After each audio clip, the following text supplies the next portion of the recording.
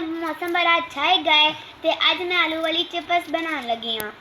तो ना पहले तो आलू नूं धोना है, फिर आलू नूं छिलना है, फिर आलू नूं इस तरीके नाल कट देना है।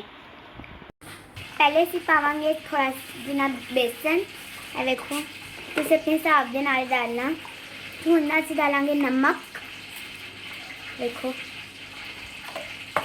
हुण असीं डालांगे लाल मिर्च, हुण असीं डालांगे जीरा। जीरा डाल दिता है, हुण असीं इहदे विच चिप्स मिक्स करन लगे हैं।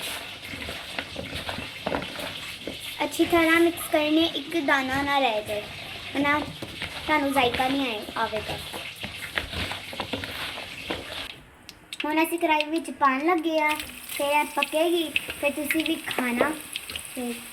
साडी चिप्स तैयार हो गई है तो असीं खाण लगे हाँ। तुसीं भी बनाओ तो मज़े नाल खाओ ते सानूं दवावां 'च याद रखना, रब रखो।